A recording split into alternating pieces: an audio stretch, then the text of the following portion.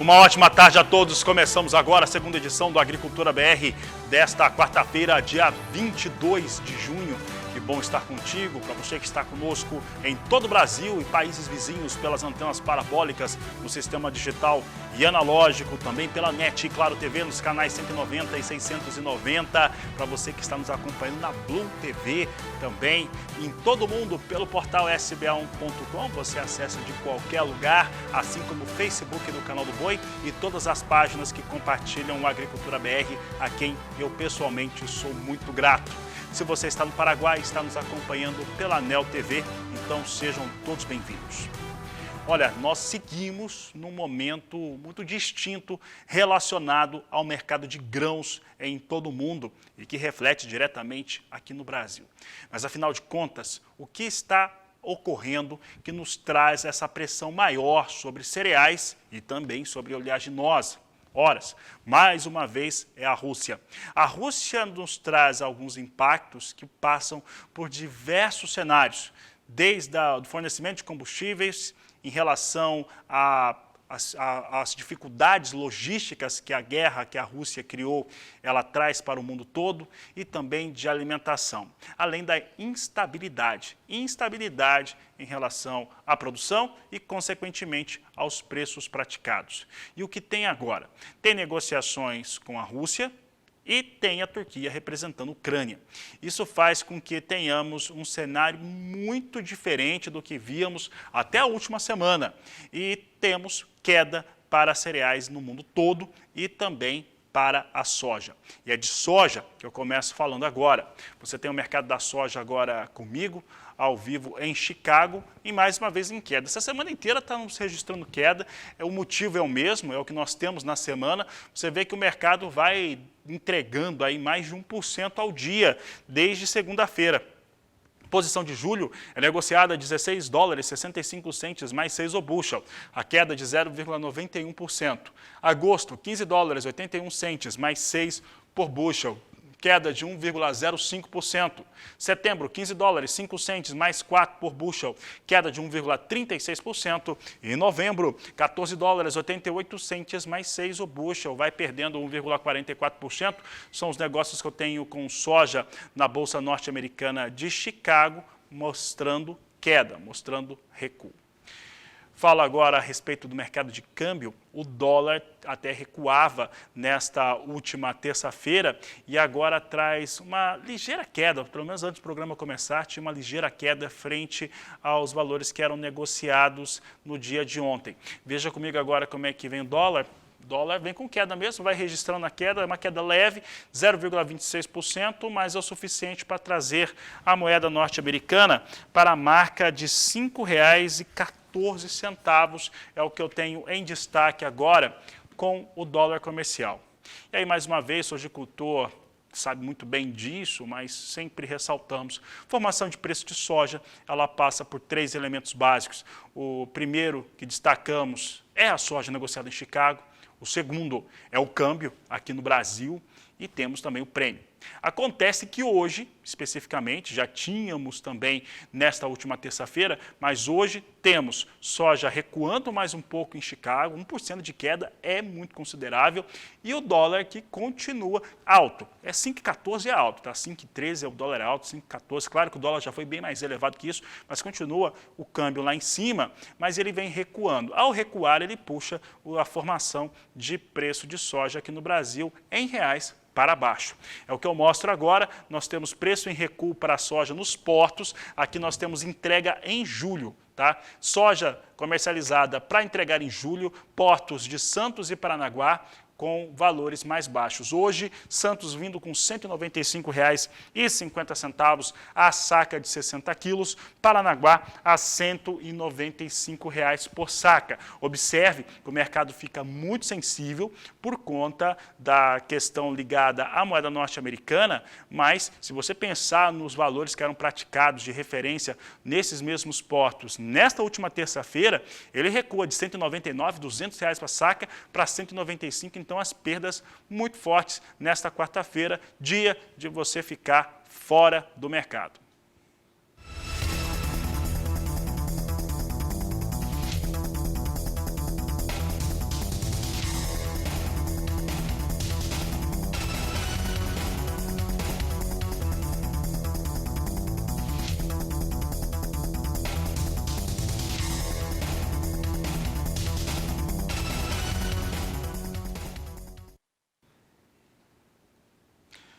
Trago agora informações a respeito do mercado do milho.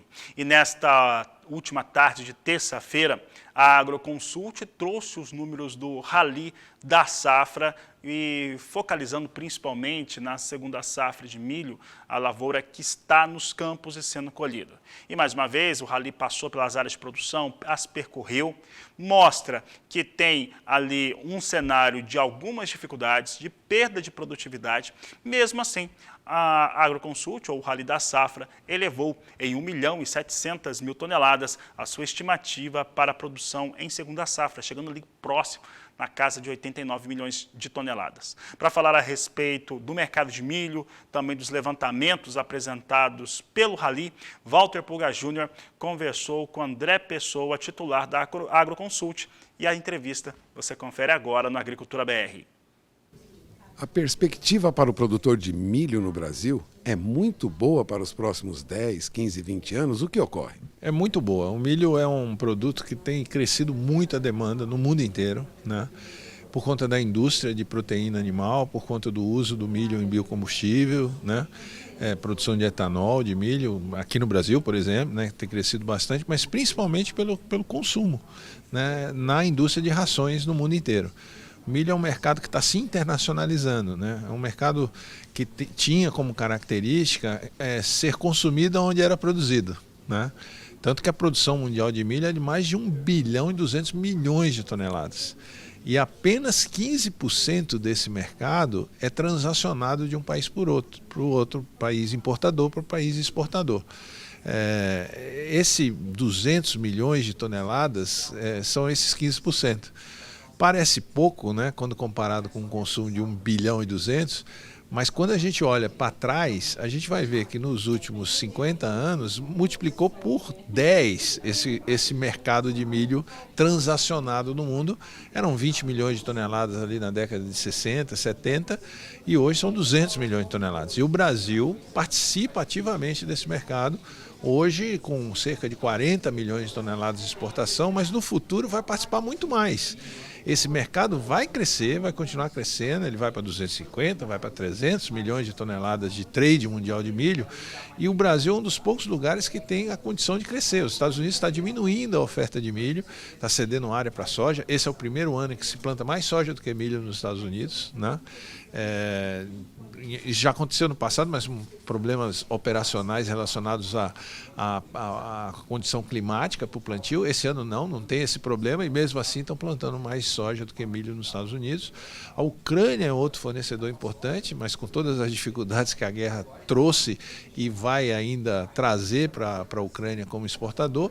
E a Argentina, que está no limite de área, se for produzir mais milho tem que reduzir a soja, né? E a soja é o principal negócio na Argentina. Então, o mercado mundial de milho crescente vai ser atendido preponderantemente por milho brasileiro, produzido na safra de outono e inverno, que a gente chamava de safrinha, não pode mais chamar de safrinha, né? Porque ela virou não só uma safra relevante do ponto de vista da produção, do volume produzido, mas do ponto de vista financeiro, do ponto de vista econômico, ela é hoje tão importante ou mais do que a safra de verão. Para muitos produtores brasileiros, esse ano é um ano, e deve ser assim daqui para frente, vai se fazer mais dinheiro, mais resultado econômico com o milho produzido na segunda safra do que com a soja produzida na primeira safra. Não que a soja esteja ruim, mas é que o milho está virando um ótimo negócio. A rentabilidade para o milho, diante dessa perspectiva para o Brasil, redução de produção nos Estados Unidos, estimada, já que vai plantar mais soja, é o que se espera, ela vai se manter? Porque hoje milho é lucrativo. Mas, olhando para frente, como a Agroconsult vê preços daqui para frente? Essa é uma mudança muito importante, né? A gente, obviamente, está num momento crítico de preços. Os preços estão altíssimos por uma condição de guerra, uma condição de frustração de safra em alguns países. Não é que o milho vai ficar sempre em $7,5, $8 o bushel, em termos de preço, né? Mas a gente não vê para frente a rentabilidade do milho voltando a ficar negativa, como já foi muitas vezes no Brasil. A gente plantava milho no cerrado para colher pepro, né? Para receber subsídio. Hoje não, o milho é plantado no cerrado como uma atividade lucrativa e tão importante do ponto de vista de resultado quanto a safra de verão, né? Então essa condição de ter uma safra rentável na segunda safra do ano, ela veio para ficar. né? Talvez não com o mesmo desempenho, a mesma rentabilidade que a gente está vendo nesses anos agora de oferta muito apertada de milho em termos globais. Mas que a gente vai ter um milho mais rentável nos próximos anos, a gente vai ter.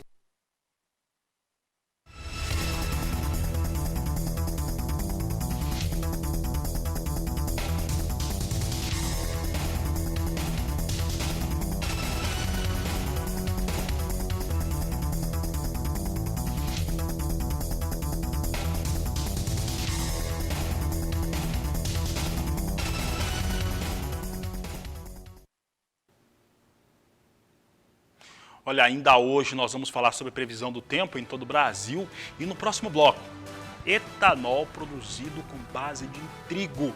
Uma nova oportunidade dentro desta cadeia produtiva que você vai conhecer logo mais após o intervalo. Vamos falar agora de pecuária bovina de corte e temos tido alguns levantamentos que têm mostrado cenários importantes para o setor. Recentemente, o Rabobank trouxe informações importantes em um relatório que mostra cenários ligados ao consumo, à produção, custos de produção, entre outros fatores. Para falar a respeito desse assunto, eu vou conversar agora pela internet com Wagner Yanagisawa, que é analista do Rabobank aqui no Brasil e participa do programa conosco. Wagner, obrigado pela sua participação, por estar aqui no canal do Boi nesta quarta-feira. Wagner, em relação ao fator boi, principalmente produção de campo, nós temos visto valores interessantes para a arroba do boi gordo, no momento atual até subindo, mas custos de produção também muito elevados. O que o Rabobank mostra nesse relatório em torno desta equação? Boa tarde, seja bem-vindo. Olá, boa tarde, Fabiano. Boa tarde a todos que estão nos acompanhando. É um prazer estar aqui com vocês novamente.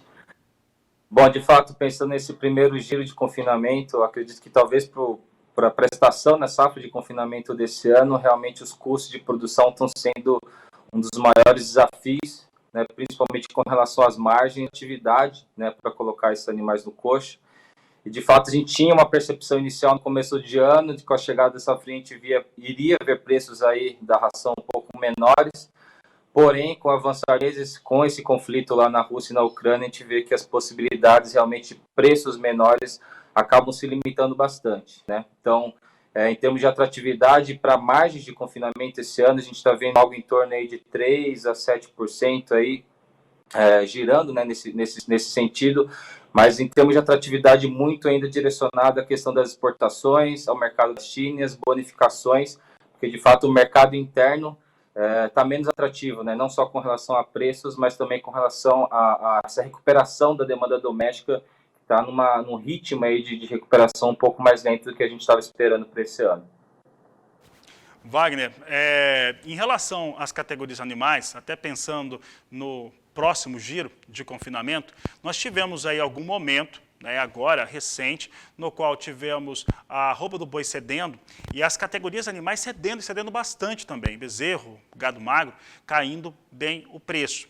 Neste momento, eu estava até comentando, né, a arroba sobe, aparentemente o bezerro, o boi magro vem atrás, está vindo já com uma elevação de preços, ao mesmo passo que essa conversão, né, que essa lógica da guerra, da Rússia, entre outros fatores, ela tange também sobre o mercado do milho e que você falou da carne bovina, mas no mercado do milho, por exemplo, acaba tangendo também, está muito mais interessante exportar milho do que mercado interno. Isso prejudica a oferta através de confinamento, principalmente ali meses de outubro, novembro, onde a escassez é bem maior?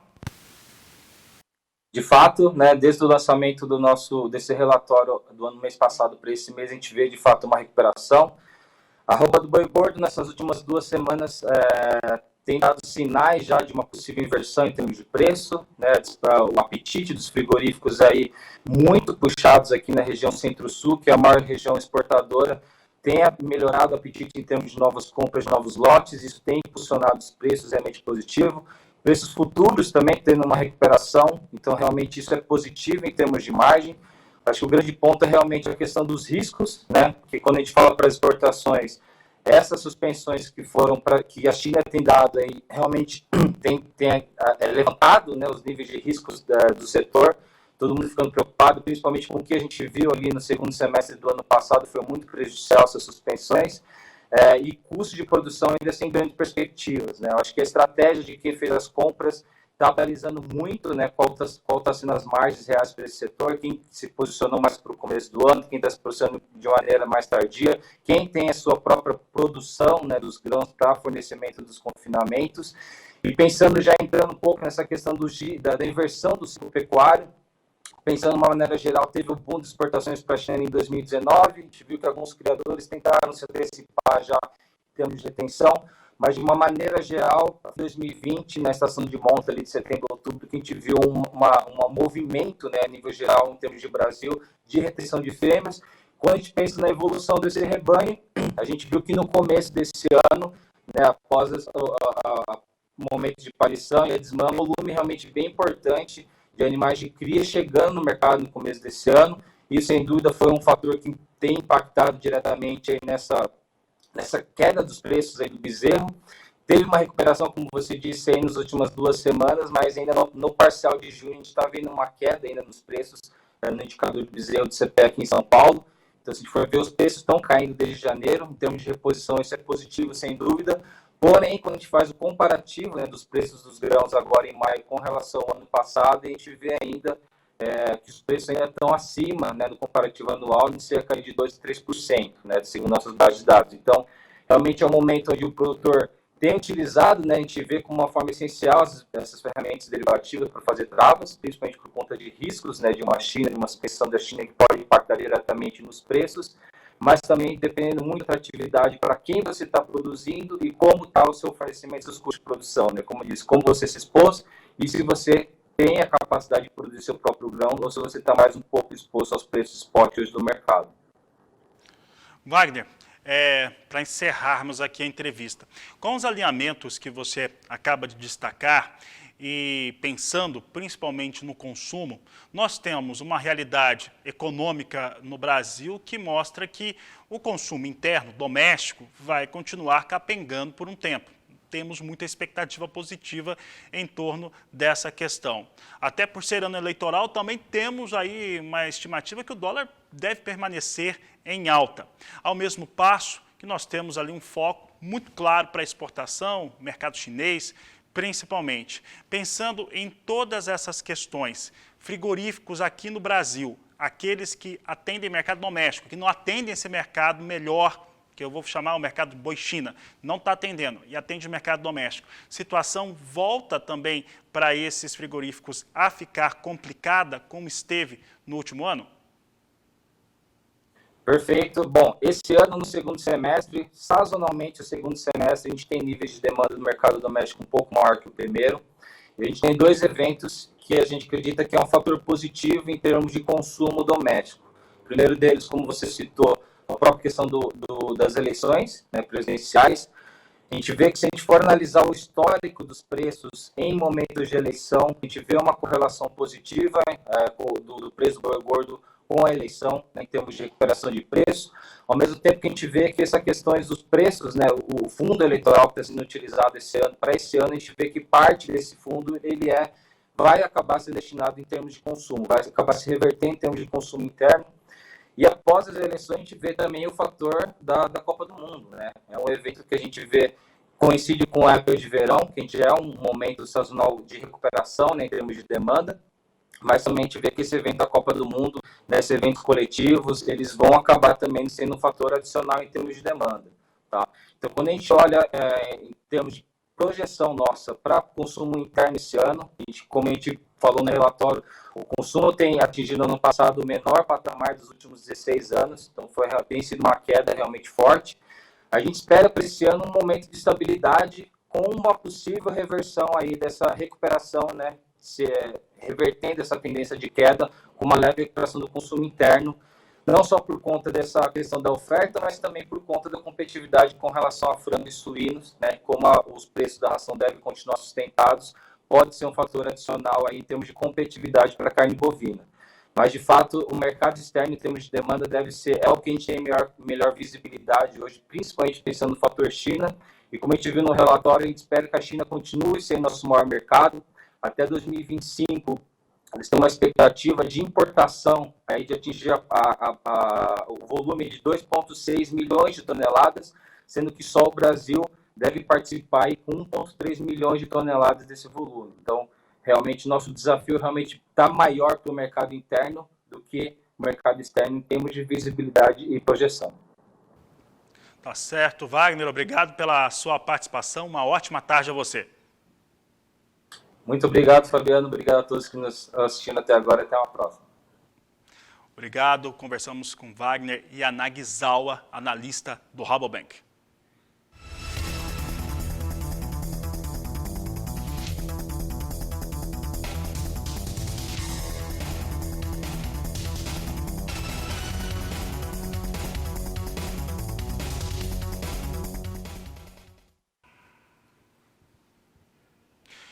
E o Agricultura BR agora traz em destaque um tema que, inclusive, foi bastante comentado, destaque principalmente no Rio Grande do Sul, e que atinge a cadeia produtiva do trigo e também da produção de biocombustíveis nacional.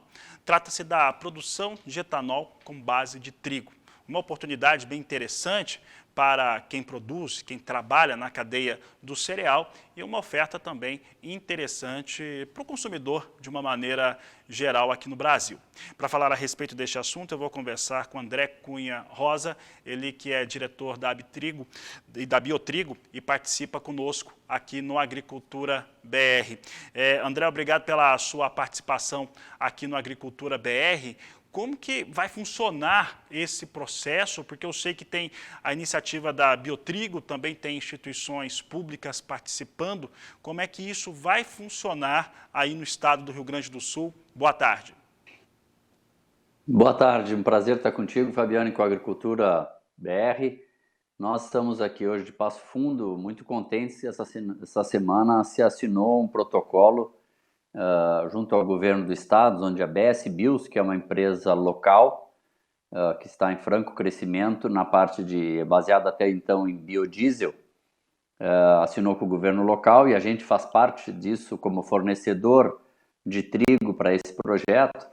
E nesse projeto vai haver um investimento grande aqui na cidade de Passo Fundo, para que o Rio Grande do Sul se torne, segundo as palavras do governo do estado e da BS Bios, se torne um estado que importa 99% do seu álcool e possa produzir, em alguns anos, 24%, que talvez seja pouco para 29%, mas é um investimento grande igual, de grande porte, e a gente está muito contente de estar dentro já desse primeiro momento onde a BS Bios está planejando produzir etanol baseado em 2 cultivares que a Biotrigo desenvolveu para esse fim e que estarão nos próximos anos entrando em produção ao fim de que quando a fábrica esteja pronta em 24, a gente já esteja uma boa parte da produção baseado nessas cultivares, que é uma genética mais pensada realmente para uma melhor produção de etanol. Então é um passo importante para o estado, importante para a triticultura. A gente vê que os agricultores, você conhece bem o agro, sabe que o trigo vem de um histórico de flutuações, e nos últimos anos a gente tem tido um mercado em crescimento estável graças à oportunidade que o agricultor tem de vender não só para moinhos, não só para o governo na forma de AGF, como era no passado, não desfazendo nenhuma das 2 opções, mas o agricultor hoje pode vender para exportação para outros países. Infelizmente a gente ainda não consegue botar no norte do país, mas vende uma grande parte para exportação, já tem um bom consumo indo para a ração diretamente, e essa outra alternativa vai garantir mais área, mais liquidez, mais solidez na produção nacional. Então estamos realmente muito contentes, devemos todos brasileiros comemorar esse passo importante. Sem dúvida, André. E André, deixa eu fazer uma pergunta até a respeito de como que é desenvolvido esse trabalho, principalmente a participação da Biotrigo. A Biotrigo ela desenvolve aí variedades, trabalha com variedades, fornece ao produtor essas variedades que são para moinhos, também para desenvolvimento de ração, para alimentação animal, no caso trigo sem arista, que atende esse mercado também. Qual seria a variedade que traria uma melhor produção de ATR, no caso, para a produção de etanol? Bom, nós desenvolvemos, eu não vou dar o nome da variedade, que elas estão submetidas ao Registro Nacional de Cultivares, e até que se tenha esse nome definitivo, ele poderá mudar. Então não adianta a gente divulgar um nome que poderá mudar, mas vão ser 2 cultivares, uma de ciclo bem precoce e uma de ciclo mais tardio, ambas com muita produtividade, com muito boa resistência à giberela, que é uma resistência importante para que na produção de etanol, a gente produz o etanol e sobra o DGG, que é o equivalente ao farelo de soja na produção de soja. Então é o que sobra da produção de etanol, isso é uma ração muito boa, com alta concentração de proteína e tal. E nesse caso, no caso das culturas de inverno, às vezes existe uma toxina chamada que pode estar nesse DGG, e é importante a gente ter trigos com boa resistência para evitar esse problema no DGG, para que esse DGG possa complementar junto com o etanol o pacote econômico, digamos, de como que se valoriza o trigo que vai ser vendido. Para fechar a conta é importante. A indústria de ração também aqui está comemorando essa fábrica, porque vai ter muito desse DGG que vai servir para a ração. Então, um dos pontos é esse, outro tem que ser um trigo de alta produtividade, e essa produtividade possivelmente ajudando a produzir muito amido e um pouco menos de proteína, porque o etanol é feito especialmente do amido. Então, para que se tenha mais litros por tonelada de trigo, é importante que esse trigo tenha muito amido. E fora isso, tem que ter todos os aspectos agronômicos, né, para que o agricultor se sinta atraído a cultivar. E essas 2 cultivares vão fazer isso com muita competência, e temos certeza que vão ser bem adotadas e vão dar o suporte necessário em termos de produção que a BS Bio necessita para dar, digamos, suporte a essa fábrica. Eles falam numa primeira fase em 100 mil hectares de trigo para esse destino, e numa segunda fase de 200 mil hectares de trigo. Lembrando que o Rio Grande do Sul plantava até 2 anos atrás 1 milhão de hectares, está agora em torno de 1.400. Seria a ideia de aumentar 100 mais. Tá certo. André Rosa, eu quero agradecer a sua participação aqui no Agricultura BR, parabenizar a todos vocês, principalmente o estado do Rio Grande do Sul, que entra com essa alternativa tão importante. Uma boa tarde a você. Boa tarde, muito obrigado, Fabiano. Esperamos uma próxima poder dar notícia, quem sabe, de outros estados aderindo a isso. Certamente que a BS Bios tem planos grandes de crescer, e esperamos poder estar dando suporte a eles ou a outros que tenham uma iniciativa de tanto mérito no futuro. Tá certo, André, um grande abraço a você. Conversei com o André Rosa, diretor da Biotrigo, trazendo essa informação que a gente já tinha trazido aqui no Agricultura BR, mas agora explicando um pouco melhor como é que vai funcionar, que isso é tecnologia, desenvolvimento e principalmente avanços que trazem aí todo um cenário positivo no campo e na cidade também. E olha, vou convidar agora o meu amigo Adriano Faleiros para participar do programa, porque ele tem um convite, um recado muito especial para você. Olá, Adriano, boa tarde. Obrigado, Adriano. Olha, vou para o intervalo comercial, daqui a pouco eu volto com as últimas informações do Agricultura BR. Participação agora da Julian Marques, falando sobre a previsão do tempo, porque temos um cenário mais de tempo aberto no estado do Paraná, principalmente nesse momento que estamos colhendo milho aqui no centro-sul do Brasil. É a participação dela. Boa tarde, Julian. Seja bem-vinda. Boa tarde, Fabiana, e boa tarde a todos que acompanham o programa Agricultura BR. E o estado paranaense vai terminar junho com o tempo aberto, o que é positivo para a colheita do milho e o plantio do trigo no estado. Quanto ao estado gaúcho e Santa Catarina, é esperado temporais com chuva volumosa, risco de trovoadas e até granizo. Mas o destaque mesmo é o tempo seco, e ele predomina no Brasil Central. O que é esperado, já que é do inverno. Inclusive, a umidade em solo no interior do país está baixa. Agora é período de colheita e o tempo mais aberto é necessário. E olha só, nesta primeira semana, as instabilidades vão ficar restritas apenas no Rio Grande do Sul e Santa Catarina.